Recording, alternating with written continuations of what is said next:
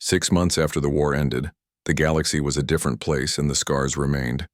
But so did the hope, and humanity had earned its place among the stars, not through diplomacy or by asking permission, but through blood and fire and the will. To never surrender, Daniel Hayes retired from active military service on a quiet Tuesday morning. And he stood on the bridge of the horizon's edge one last time,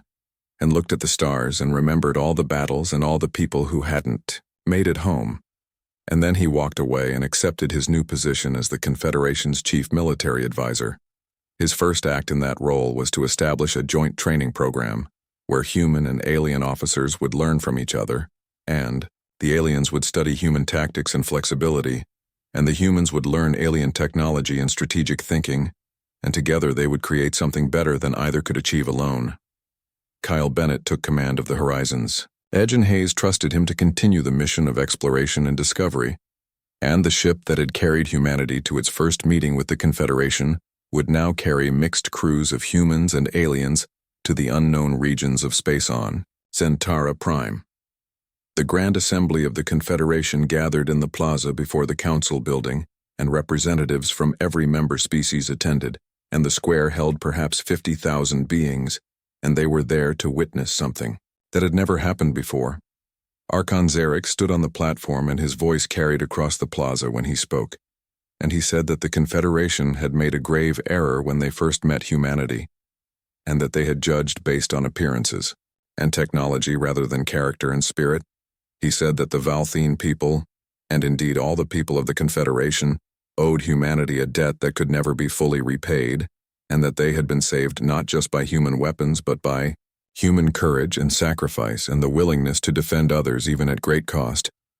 Then he did something unprecedented, and he bowed to the human delegation, and the entire assembly followed his lead, and 50,000 beings honored humanity in a moment that would be remembered for generations. Patricia Lane stood and accepted the honor on behalf of Earth and the colonies and all of humanity, and her voice was steady when she said that humanity had not fought for recognition or reward, but because it was right, and that they hoped this marked the beginning of true partnership between all species. The Kriktar delegation, which had opposed humanity, so strongly approached Patricia after the ceremony, and their representative spoke in the clicking language that required translation and said that his people had been wrong and that fear had made them foolish. He said that the Kriktar worlds had been saved by human marines, and that Private Aaron Mills and his soldiers had held the line when Kriktar defenses had failed, and that such courage deserved respect, not suspicion. The Kriktar people voted unanimously to support humanity's full integration into the Confederation, and the faction that had opposed humans dissolved as its members realized their mistake. A new institution was founded on the neutral world of Crosspoint 7, and it was called the Academy of Combined Sciences, and it would be a place where human ingenuity would meet alien knowledge, and where researchers from every species would work together. Lisa Morgan gave the inaugural address at the Academy, and she stood before an auditorium filled with the brightest minds in the galaxy, and she spoke about the danger of believing that any one species had all the answers. She said that the Confederation had become complacent in their superiority, and had forgotten that there were always new ways to solve old problems, and that humanity's different perspective had saved them not because humans were better, but because they were different. She said that diversity in thought and approach was the greatest strength any civilization could have, and that the Academy would be a place where all ideas were welcome, and all methods were studied, and where the future would be built on cooperation. The audience, which included many who had dismissed her work just a year before, gave her a standing ovation that lasted several minutes. Aaron Mills returned home to Ohio and found that his small town had become famous because the local boy had become a war hero, and there were reporters and requests for interviews and people who wanted to hear his story. He avoided most of it and used his military pension to open a garage where he worked on engines and lived a quiet life. And on weekends he taught tactical courses to young Confederation officers who came to Earth to learn from the veterans. He never talked about the war unless asked directly, and when he did, his answers were short and focused on his squad rather than himself and the officers who studied under him. Learned that true heroes didn't need to brag. Sophie Grant's name was spoken with reverence across the galaxy, and on a dozen worlds monuments were erected in her honor, and her sacrifice became a symbol of the best of humanity. and parents named their children after her in both human and alien languages. Her squadron received medals posthumously, and their names were inscribed on a memorial wall on Centauri Prime alongside the names of every being who had died defending the Confederation capital, and human and alien names mixed together in a list that honored courage regardless of species. The technology exchange between humanity and the Confederation transformed both sides, and human redundancy systems became standard in starship construction across the galaxy, and ships that had once been fragile became resilient. Kinetic weapons were recognized as valuable supplements to energy weapons, and military academies taught combined arms tactics that mixed both approaches, and the old doctrine of energy superiority was replaced by tactical flexibility. Marcus Webb led a team of human and alien engineers in designing a new generation of warships that combined the best of both technological philosophies, and the resulting vessels were faster and tougher, and more adaptable than anything either side could have built alone. The first of these hybrid ships was named the Unity, and it was commanded by a Valthene captain with a human first officer and a crew that represented 8 different species, and it launched from the orbital yards above Earth to great celebration. Nathan Cross remained at his post as commander of Earth's defenses, but his role expanded to include coordinating defense strategy for the entire Sol sector, and alien commanders came to him for advice and training. He established a doctrine that emphasized preparation and flexibility, and the principle that the best defense was one that could adapt to any threat, and his methods were studied throughout the Confederation military. On the anniversary of the war's end, Daniel Hayes and Archon Xerix met at Cross Point 7, and they stood together at the observation deck that overlooked the docking bays and watched ships come and go. The station was busier now, and human ships mixed with alien vessels and crews of mixed species walked the corridors, and the artificial barriers that had separated humanity from the galaxy had crumbled. Xerix spoke quietly and said that he had called humans primitive, and that he had been a fool, and that his people had forgotten what it meant to struggle and to fight for survival. Hayes smiled and said that Xerix wasn't wrong, exactly, and that humanity had been primitive and that their technology was crude compared to what the Confederation had achieved. But he said that primitive didn't mean weak, and that sometimes the old ways and the simple ways were exactly what you needed when everything else failed, and that humanity had never forgotten how to fight because they had never stopped needing. Xerix nodded slowly and said that human fire had burned their skies, and that in that light the Confederation had seen themselves clearly for the first time in millennia, and that they had seen how far they had fallen from their own origins. He said that humanity had given the galaxy a gift, and not just victory in war, but a reminder that comfort and advancement could become weaknesses if you forgot the principles that had made you strong in the first place. Hayes looked out at the stars and the ships and the future that was unfolding, and said that humanity would never forget, and that they would make sure the Confederation didn't either. A new human ship emerged from jump space and began its approach to the station, and it carried colonists and scientists and diplomats, and it represented everything humanity had become, and everything they would be. The galaxy had changed and humanity had changed it, and the fire that had once seemed primitive and dangerous now illuminated a path forward that all species could walk together. They called us primitive, Hayes thought, and they weren't entirely wrong, but we showed them that primitive hearts could burn bright enough to light the way home, and that sometimes the species everyone underestimates is the one that saves everyone else. Somewhere in the depths of space, the Krell Overmind watched and waited and remembered that humanity had passed its test and wondered what other challenges the galaxy would present to this young species that refused to give up. But that was a concern for another day, and for now there was peace and hope, and the chance to build something better than what had come before. The stars turned and the galaxy continued its ancient dance, and humanity danced with it no longer as unwelcome primitives but as partners and equals and friends who had earned their place through courage and sacrifice and the fire that burned in their hearts. The war reached its terrible climax on a day when the sun rose over Earth, not knowing if it would set on a living world, and intelligence reports confirmed what everyone had feared. And the Krell were launching their final massive offensive,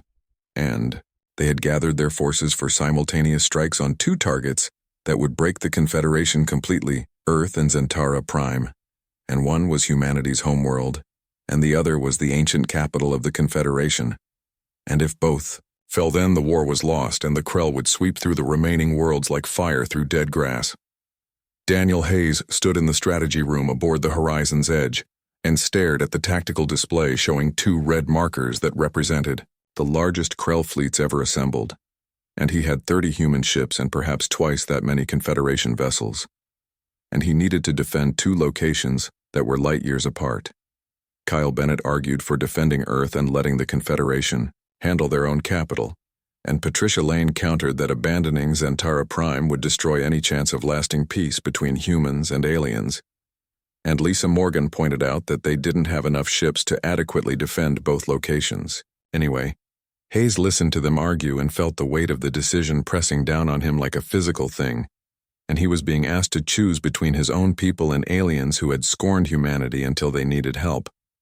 And there was no right answer and no good choice, and only the least terrible option. He made his decision and split the fleet, and half would go to Zentara Prime with him, and half would stay to defend Earth under Nathan Cross. And when he announced it, the room fell silent because everyone understood what it meant. Kyle Bennett asked him why he would risk Earth for the aliens, and Hayes looked at him with tired eyes and said, because it was the right thing to do, and because if they only protected their own, then they were no better than the Confederation had been, and because somebody had to show the galaxy what honor actually meant. The fleet divided, and Hayes took 15 human ships and 20 Confederation vessels toward Zentara Prime. And he left Earth in the hands of Cross and 15 human ships and 30 Confederation vessels, and he tried not to think about what would happen if he had made the wrong choice. Archon Xerix met Hayes in a communication channel before the battle, and the Valthene leader's voice was quiet when he asked why humans would risk their homeworld for aliens, and Hayes could have given a dozen political answers. But he was too tired for politics. He said they would do it because it was right, and because the Confederation would do the same. And Xerix started to object and then stopped and admitted that he wasn't sure they would and that his people had forgotten what sacrifice meant. Hayes told him they were about to remember. On Earth, Nathan Cross stood in the command center and watched the Krell fleet approach, and the numbers were terrifying. And they had 140 Krell warships against 45 defending vessels, and the odds were worse than anything he had faced in his entire military career. He activated Project Prometheus, and all across Earth's orbit, the railgun platforms came online, and there were hundreds of them, and they had been built in secret over the past 3 months, and each one was little more than a railgun and a power source and a basic targeting computer. But together they formed a network that turned Earth's orbital space into a death trap. The civilian population had been given the option to evacuate to the Mars colonies, and most had refused, and instead civilian ships began to launch from Earth and the Moon and Mars, and they were freighters and passenger liners and personal craft and mining vessels, and every one of them had been fitted with whatever weapons could be mounted. Cross tried to order them back, and they ignored him, and the civilian fleet formed up behind the military vessels, and a retired merchant captain contacted Cross and said that Earth was everyone's home, and everyone would defend it. The Krell arrived at Earth like a hammer, and they expected easy prey and found instead a world that fought back with everything it had, and the orbital railgun platforms opened fire and turned space into a storm of metal, moving at relativistic speeds. Krell shields held for the first few seconds and then began to fail under the sustained barrage, and ships that had survived battles against Confederation fleets died in Earth orbit because there were simply too many guns and too much firepower coming from too many directions. The Krell pushed through the platforms and closed with the defending fleet, and that's when the civilian ships attacked, and they had no military training and no tactical coordination, and they simply flew at the enemy and fired everything they had. And when their weapons ran out, some of them rammed a mining ship called the Lucky Strike, crashed into a Krell cruiser at full thrust, and both vessels disappeared in an explosion that lit up half the planet, and the crew of 8 died instantly and became heroes whose names would be remembered forever. Private Aaron Mills fought in the streets of New York as Krell landing parties tried to establish beachheads, and his squad used the buildings and subways and sewers as cover, and they fought a guerrilla war that the Krell had never experienced. The aliens expected organized resistance and found instead small units that hit and ran and disappeared, and used improvised explosives and knowledge of the terrain to make every block a battlefield, and the Krell advance slowed and then stopped and then began to fall back at Zentara Prime. The battle was just as fierce, and Daniel Hayes brought the fusion lance online for the first time, and Lisa Morgan's revolutionary weapon combined human fusion reactor technology with alien energy focusing and created devastatingly powerful but unstable weapons that could only fire a few shots before burning out. The first shot from the horizon's edge hit a Krell command ship, and the explosion was visible from the planet's surface, and the second shot missed and destabilized and nearly destroyed the horizon's edge before it could be vented into space. Sophie Grant led her squadron on a suicide run toward the Krell flagship, and her orders were simple: and get close enough to let Hayes use the fusion lance, and her pilots knew they probably wouldn't survive, but they went anyway. The Krell defensive fire was intense, and Grant watched 3 of her pilots die in the first minute and 2 more in the second, and her own fighter took hits that destroyed half her systems, but she kept flying and kept transmitting target data. A Krell fighter caught her with a direct hit, and her ship spun out of control, and her ejection system was damaged and she couldn't punch out, and she made a choice and pointed her dying fighter at the Krell flagship bridge and used her last bit of thrust. The fighter crashed through the flagship's shields and into the bridge section, and Sophie Grant died on impact, but she bought Hayes the opening he needed, and the fusion lance fired and the Krell flagship broke apart, and its destruction sent shockwaves through the enemy fleet. The Krell command structure collapsed without the flagship. Coordination and their fleet began to fragment and make individual decisions, and that's when Hayes ordered the human ships to attack, and they tore into the confused enemy with a savagery born of desperation. At Earth, the tide turned when Confederation reinforcements arrived earlier than expected, and they had abandoned their defense of the colony world Tarsus 6 to come help defend humanity's homeworld. And the fresh ships hit the Krell from behind and caught them between 2 forces. Nathan Cross didn't waste the opportunity and ordered every ship to attack, and the combined fleet pushed forward, and the Krell fleet that had numbered 140 ships was reduced to fewer than 30, and those survivors began to retreat. The Krell, Overmind itself, contacted Daniel Hayes in the aftermath of the battle, and its voice was like 1,000 whispers speaking as one, and it said that the Krell had been testing humanity, and that they only attacked species they deemed capable of growth. The Overmind explained that civilizations that grew too comfortable became stagnant and died, and that the Krell existed to challenge species and force them to evolve, and that humanity had passed the test. Hayes didn't know if he believed it and didn't much care because the test had cost thousands of lives, but the Overmind offered a truce and withdrew its forces and promised that the Krell would not return to this region of space for at least a century. The galaxy held its breath as the war ended, not with a final battle, but with a strange peace, and humanity stood bloodied but unbroken, and the Confederation stood humbled and grateful, and the cost had been terrible, but the lesson had been learned. Back on Earth, Nathan Cross walked through the streets of New York and saw the damage and the memorials already being erected, and he met Aaron Mills at one such memorial, and they stood together in silence and honored the dead on Zentara Prime. Daniel Hayes attended Sophie Grant's funeral, and the Valthene people erected a monument to her and her squadron, and inscribed it with words in both human and Valthene script that said, "They burned across our skies so that we might see the dawn." Patricia Lane stood before the Confederation Council, and this time when she spoke, they listened, and she negotiated humanity's full membership in the Confederation, with all rights and privileges, and nobody objected because debt was indeed a universal currency. Lisa Morgan returned to her research and began working on peaceful applications of the hybrid technologies that had won the war, and she knew that the future would be built on cooperation and understanding. 3 months into the war, and humanity had become something the Confederation never expected, and they were the weapon that worked when nothing else did, and human ships deployed across a dozen fronts, and everywhere they went, the tide of battle shifted because the Krell had adapted to every Confederation tactic, but they couldn't adapt fast enough to human unpredictability. Daniel Hayes now commanded a fleet of 30 vessels, and his promotion to Commodore had been made official, not by Earth but by the Confederation Council itself. And the irony wasn't lost on him that the same beings who had called humans primitive now begged for their help, and he accepted the promotion without comment because there was work to do, and pride was a luxury nobody could afford. Lisa Morgan found herself working in a joint research facility on the planet Talvar 3, and the alien scientist who had once dismissed her now hung on her every word as she explained human engineering principles, and the concept of redundancy and backup systems and modular design seemed almost revolutionary to beings who had spent centuries optimizing for efficiency and elegance. She showed them a human power core and explained how it had 3 separate containment systems, and any one of which could fail without causing a catastrophic explosion. And the alien engineers stared at the design like it was magic, and one of them asked why they would waste resources on backup systems.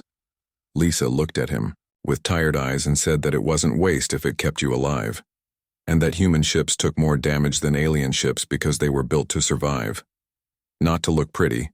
and survival mattered more than efficiency when someone was shooting. At Nathan Cross coordinated with Confederation military leadership from his command center, and he found them frustratingly rigid in their thinking, and they had doctrines and procedures that went back centuries, and they followed them, even when those doctrines were clearly failing. He introduced them to the concept of tactical flexibility and combined arms operations, and the idea that sometimes you had to abandon the plan and adapt to what was actually happening, instead of what you thought should happen, and the alien commanders struggled with this because their entire military culture was built on precision and predictability. Private Aaron Mills crouched in a trench on the planet Karis 9 and listened to the whistle of incoming Krell artillery. And he had been holding this supply depot for 6 days with just 40 Marines, and they were down to half rations and low on ammunition, but they held because that's what Marines did. The Krell had tried 3 major assaults, and each time the humans had driven them back with a combination of prepared positions and improvised explosives and coordinated fire that the enemy couldn't predict, and Mills had learned to sleep in 30-second intervals and eat while moving and fight while exhausted, because there was no other choice. His commanding officer had been killed on day 2, and Mills was just a private, but he was also the highest-ranking human still alive, so he gave the orders, and his squad followed him, because rank didn't matter as much as competence when you were trying to survive. On day 7, a Confederation relief force finally arrived, and they found the depot still in human hands and surrounded by Krell casualties, and the alien commander walked through the defensive positions with something like awe on his face and asked Mills how they had held. Mills shrugged and said they held because retreat wasn't an option, and because giving up wasn't in the training manual, and because 40 humans, with their backs against a wall, were apparently more dangerous than anyone had given them credit for. The battle at the Straits of Kelnar became the turning point of the war, and the straits were a dense asteroid field that the Confederation considered impassable for capital ships, and their navigation computers couldn't plot a safe course through the shifting rocks and debris. The Krell had used the straits as cover for their supply lines, and knew that Confederation ships couldn't follow them through. And they had been right until Daniel Hayes decided to prove them wrong. He studied the charts for 2 days, and then announced that the human fleet would go through the straits, and Kyle Bennett pointed out that their navigation computers couldn't handle it any better than the alien ones. Hayes smiled and said they wouldn't use the computers and they would fly manual and trust their pilots and their instincts, and Bennett stared at him like he had gone insane, but started preparing the fleet anyway. The passage through the straits took 8 hours, and it was the longest 8 hours of Hayes's life. And he stood on the bridge and watched asteroids the size of mountains drift past close enough to touch, and his pilot called out obstacles and made corrections that no computer would have attempted, and the rest of the fleet followed in single file behind them. They lost 2 ships in the passage, and both crews were recovered before the hulls were crushed by colliding asteroids, and when they emerged on the far side, they were exactly where Hayes had calculated they would be, and directly behind the Krell supply fleet. The Krell never saw them coming, and human railguns tore through supply ships and fuel depots and ammunition carriers, and the explosions lit up the darkness like a chain of dying stars. And by the time Krell reinforcements arrived, the damage was done, and their entire logistics network in that sector had been destroyed. The victory rippled through the war and cut off 3 Krell advance fleets from resupply, and those fleets found themselves fighting battles they couldn't sustain, and they began to fall back, and for the first time since the war began, the Krell were retreating, instead of advancing. Archon, Syrinx personally contacted Hayes after the battle, and his voice held something that might have been respect. And he said that the Valthene homeworld was threatened by a major Krell offensive, and asked if Hayes and his fleet could help defend it. Hayes agreed without hesitation, and 3 days later human ships arrived in orbit above the Valthene home planet, and took up defensive positions alongside the Confederation fleet, and when the Krell came they found themselves facing railguns and missiles, and pilots who flew like they had nothing to lose. Sophie Grant led a mixed squadron of human and alien fighters, and she had spent weeks training the alien pilots in human tactics, and they still flew with more caution than she liked, but they were learning, and when the battle started they followed her into the chaos without hesitation. The battle for the Valthene homeworld lasted 2 days, and the sky above the planet burned with the light of dying ships, and the humans fought like they were defending Earth itself, and the Valthene people watched from below and saw the primitive species they had dismissed save their world. But not everyone in the Confederation was grateful, and a faction led by the insectoid Kriktar began to spread fear about human influence, and they argued that humans were becoming too powerful and that after the war, they would need to be restricted. The Kriktar representative spoke before the council and said that humanity's military success proved they were a dangerous species, and that their violent nature made them unsuitable for full membership in the Confederation, and that they should be contained before they became a threat. Patricia Lane attended that session and listened to the speech with growing anger, and when it was her turn to speak, she stood before the council and asked them to remember who was dying to defend their worlds, and who had answered their call for help when they were too proud to ask. She reminded them that humans hadn't started this war and hadn't asked to be thrust into it, and had simply done what needed to be done. And if the Confederation was afraid of humanity now, then perhaps they should have thought about that before they called for help. The council chamber fell silent, and several representatives shifted uncomfortably, and even the Kriktar delegate seemed uncertain. And Vesna spoke up in her chiming voice and said that fear of those who help you was the path to dishonor. The debate continued, but the tide was turning and more voices spoke in support of humanity than against, and the Kriktar faction found themselves increasingly isolated. Back on Earth, Nathan Cross expanded the defense networks and trained more soldiers and built more ships because he could read the political winds, and he knew that even after the war, humanity would need to be strong enough that nobody would dare try to put them back in their box. Lisa Morgan published a joint paper with 3 alien scientists on the principles of survivable engineering, and it became required reading in design schools across a dozen worlds, and slowly the galaxy began to understand that human methods weren't just primitive alternatives, but legitimate approaches that had value. Aaron Mills received a promotion to sergeant and a medal from both the human government and the Confederation, and he pinned both to his uniform and went back to training his squad, because the war wasn't over, and there was still work to do. Daniel Hayes stood on the bridge of the horizon's edge and looked at the tactical displays showing human ships scattered across the galaxy, and he thought about how far they had come in just a few months, and how much farther they still had to go. The Krell were retreating, but they weren't defeated, and the Confederation was learning to fight alongside humans. But old prejudices died hard, and the future was uncertain at best. But humanity had proven something important, and they had shown that they belonged in the stars, and that their fire burned bright enough to light the way forward, and nobody would ever call them primitive again without. 6 months had passed since the humiliation at Crosspoint 7, and humanity had not been idle in that time, and Daniel Hayes now held the rank of Commodore and commanded not just the Horizon's Edge, but 3 other ships that had been built in the orbital yards above Earth, and together they formed humanity's first real exploration fleet. The Defiant Star and Iron Eagle and Storm Chaser joined his flagship as they pushed outward into the empty spaces that the Confederation had deemed too worthless to claim. And on these barren worlds, humanity planted its flags and built its colonies, and nobody asked permission, because nobody was going to grant it anyway. General Nathan Cross stood in the command center beneath the Colorado Mountains and monitored the defense networks that now surrounded Earth and the Moon and Mars. Because if the aliens decided humanity had overstepped, then Earth needed to be ready. And Cross was a man who believed in being ready for anything. Lieutenant Sophie Grant flew patrol routes in her fighter craft beyond the orbit of Mars,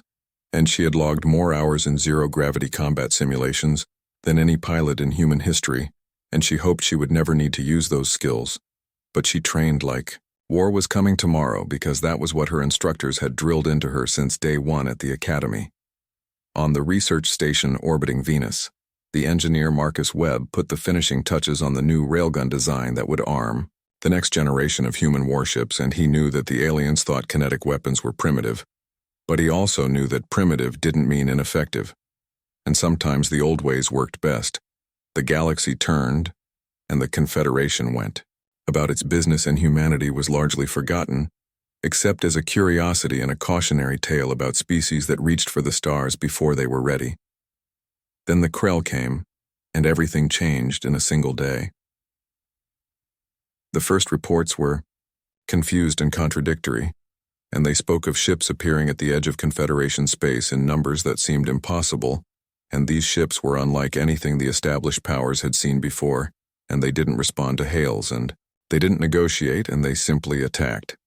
The outer colonies fell within hours, and the Confederation fleets that responded found themselves outmatched by an enemy that adapted to their tactics faster than seemed possible, and plasma weapons that had served for 1,000 years suddenly found themselves ineffective against hulls that learned to deflect them after the first few hits. Energy shields that had protected countless ships flickered and died under weapons that phased through them as if they weren't there, and quantum targeting systems were jammed by electronic warfare that seemed to anticipate every countermeasure before it was deployed. World after world sent out desperate calls for help, and the Confederation Council convened an emergency session, and for the first time in living memory, they faced an enemy they didn't understand and couldn't stop. Archon Zarek stood before the council, and his usual confidence was replaced by something that looked almost like fear, and he reported that 3 entire fleets had been destroyed and a dozen colonies evacuated, and the Krell were still coming, and nobody knew where they came from or what they wanted. Vesna suggested in her chiming voice that perhaps it was time to consider unconventional solutions, and when pressed she mentioned the humans. But the idea was met with immediate resistance, because what could primitives offer that advanced technology could not? But the Krell kept coming, and the death toll kept rising, and desperation began to replace pride. Earth received the distress signals because human listening posts had been monitoring Confederation communications since the day they left Crosspoint 7, and Daniel Hayes listened to the reports with a grim expression and called a meeting of his command. Staff Kyle Bennett argued that humanity owed the Confederation nothing, and that they should focus on defending their own territory and let the aliens solve their own problems. Lisa Morgan disagreed and pointed out that if the Confederation fell, then humanity would be next, and that they were all living in the same galaxy, whether the aliens liked it or not. Patricia Lane added that this was also an opportunity, and that if humanity helped, then the Confederation would have to recognize them as equals because debt was a universal currency. Nathan Cross joined the meeting via communication link from Earth, and his assessment was tactical and cold, and he said that humanity could make a difference if they acted quickly, and if they were willing to accept casualties, and that this was the kind of opportunity that came once in a species' history. Daniel Hayes listened to all of them, and then made his decision, and he ordered the fleet to jump to Velnar 4, where a Confederation fleet was making what all reports suggested would be its last stand. The jump took 3 days, and when they emerged at the edge of the Velnar system, the scene that greeted them was chaos and debris and the flashing lights of ongoing combat. The Confederation fleet was down to perhaps a dozen ships, and they were arranged in a defensive formation around the planet, and the Krell surrounded them like wolves circling wounded prey, and their ships were dark and angular, and moved with a precision that suggested hive coordination. Hayes opened a channel to the Confederation commander and identified himself and offered assistance, and there was a long pause before the reply came, and the alien voice was exhausted and skeptical, but also desperate enough to accept help from anyone, even humans. Sophie Grant launched from the horizon's edge with her squadron behind her, and they screamed toward the Krell formation at speeds that made the alien pilots seem cautious by comparison, and her orders were simple and brutal, and they were to get close and hit hard and keep moving. The first railgun volley from the human ships caught the Krell completely by surprise, and the rounds traveled at a significant fraction of light speed, and the Krell shields, which had been designed to stop energy weapons, did nothing against solid matter moving that fast, and 3 Krell cruisers simply ceased to exist as the rounds punched through them and kept going. The Krell formation wavered and shifted and tried to adapt. But Marcus Webb had designed the human weapons with variation in mind, and the next volley came from a different angle and used different ammunition, and the Krell shields tried to compensate for the first attack and left themselves vulnerable to the second. Human missiles followed the railgun volleys, and these were simple chemical rockets with explosive warheads and the Krell sensors, which were optimized for detecting energy signatures, and quantum fluctuations barely registered them until they impacted. And by then it was too late. Sophie Grant brought her fighter in close enough to see the hull of a Krell destroyer, and she launched her payload at point-blank range and rolled away as the explosion tore through the alien ship, and her squadron followed her lead. And suddenly, the Krell found themselves fighting an enemy that didn't follow any of the established rules of galactic warfare. The Confederation, ships which had been preparing for their final stand, suddenly found themselves with breathing room, and their commanders watched in shock as the primitive humans tore into the Krell with a savagery and effectiveness that their own advanced weapons had failed to achieve. Kyle Bennett coordinated the human fleet movements from the Defiant Star, and he used tactics that came from Earth's naval warfare history, and he treated space like an ocean and the ships like vessels that needed to control territory and support each other, and the concepts were ancient, but they worked. The battle lasted 4 hours, and when it was over, the Krell had retreated and left behind the wreckage of more than 20 of their ships, and the human fleet had taken damage. But all 4 ships were still operational, and not a single human vessel had been lost. The Confederation commander contacted Hayes directly, and his voice was different now, and there was respect in it and confusion, and he asked how the humans had done what entire Confederation fleets could not. Daniel Hayes allowed himself a small smile and replied that sometimes the best solution to a complicated problem was a simple one, and that humanity had been solving problems the hard way for their entire existence, and they had gotten pretty good at it. The communication channels lit up with chatter, and reports spread through what remained of the Confederation fleet, and then beyond to the wider galaxy,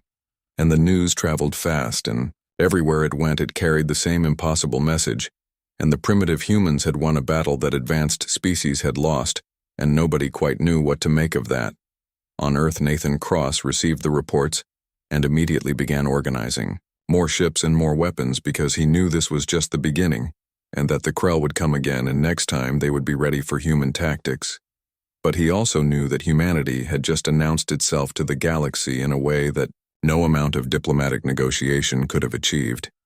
and they had proven that they belonged among the stars not because someone gave them permission, but because they had earned it with blood and fire and the will to never give up. The stars stretched endlessly before the viewport as Captain Daniel Hayes stood on the bridge of the horizon's edge and watched humanity's first glimpse of the wider galaxy unfold before his eyes, and he felt something between excitement and dread settle in his chest, because after 200 years of wondering if they were alone in the universe,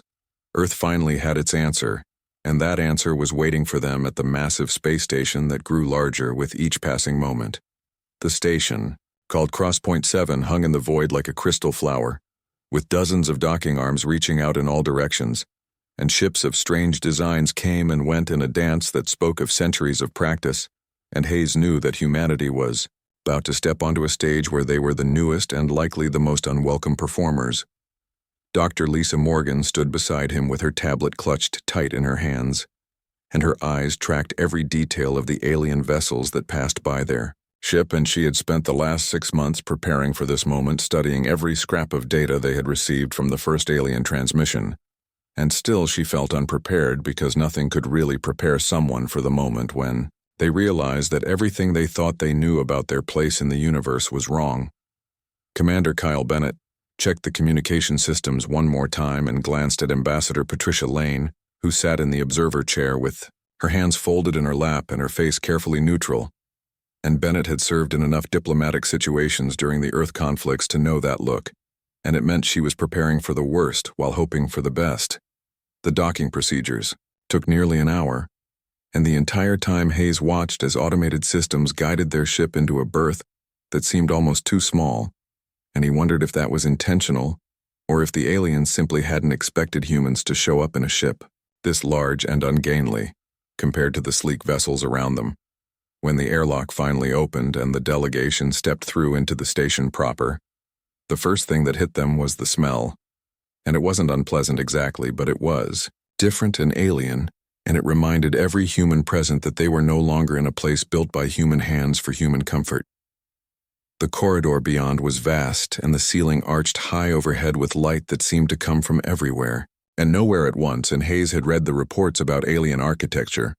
but seeing it in person made him feel small, in a way he hadn't felt since he was a child. Their escort arrived within minutes, and the being that approached them moved on. 6 legs with a body that seemed to flow like liquid metal, and its eyes were too large and too dark,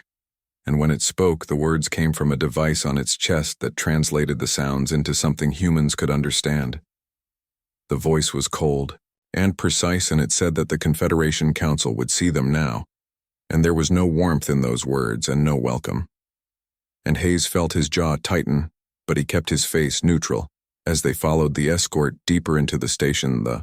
council chamber was a circular room with a raised platform in the center, and beings of a dozen different species sat in seats arranged in tiers around the platform. And Hayes counted at least 8 different body types, and probably twice that, many variations within those types. And he realized with a sinking feeling that humanity was about to be judged by creatures who had been traveling the stars since before humans had invented the wheel archon. Xerix of the Valthene stood at the highest tier, and his form was vaguely humanoid but stretched and elegant with skin that shimmered like oil on water. And his voice carried across the chamber without need for amplification when he spoke.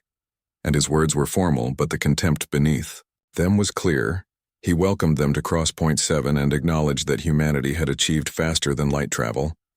And then he paused and let the silence stretch before adding that it was unfortunate they had done so with such crude and dangerous methods. Dr. Morgan felt her face flush, but she bit back the response that wanted to come out, because she had expected this and prepared for it, but hearing it said so casually still stung. The crystalline being called Vesina spoke next, and her voice chimed like bells, and she detailed the various technological achievements required for membership in the Confederation,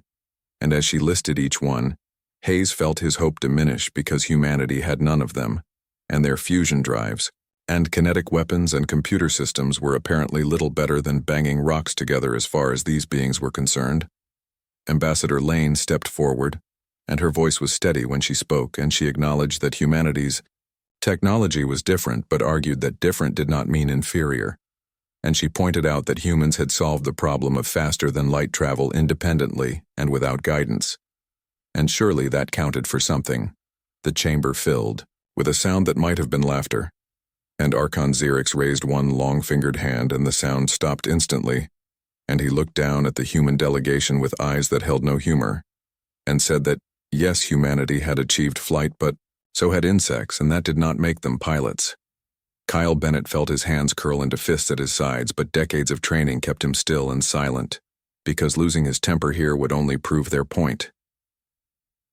The Archon continued and laid out humanity's options, and they could accept protectorate status, which meant the Confederation would guide their development and protect them from the dangers of the galaxy, but in return, humanity would have to accept certain restrictions on their expansion and their technology and their interaction with other species, or they could refuse and remain in their own small corner of space, isolated from the rest of the galaxy, and forbidden from expanding beyond their current system without Confederation approval, and any attempt to do so would be met with force.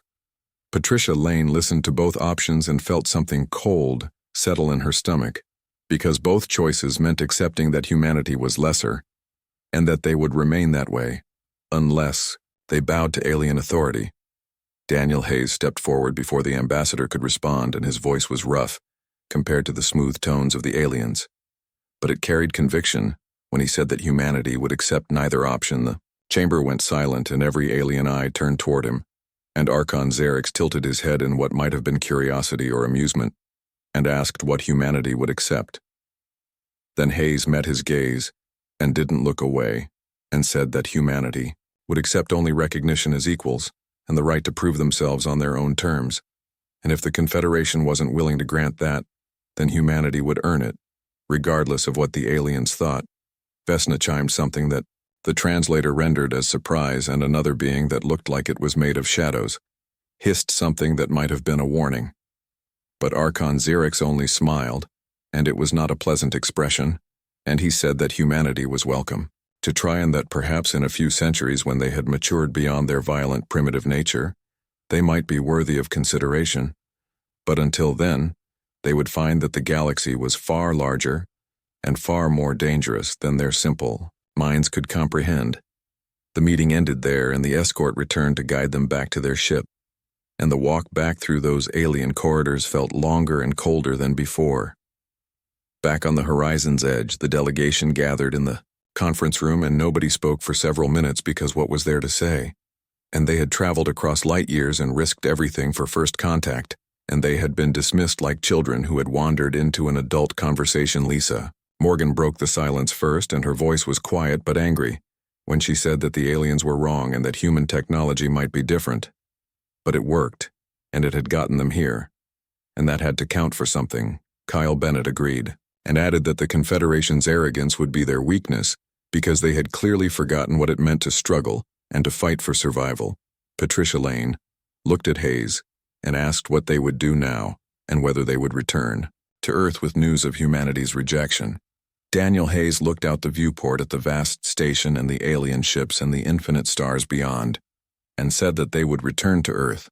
and they would report what had happened, and then humanity would do what it always did when told it couldn't do something, and they would prove everyone wrong. He didn't know how yet, and he didn't know how long it would take, but he knew that this wasn't the end of humanity's journey into the stars, and it was only the beginning, and somewhere out in that vast galaxy, there would come a moment when the aliens who had dismissed them would learn that underestimating humanity was a mistake they would never make again.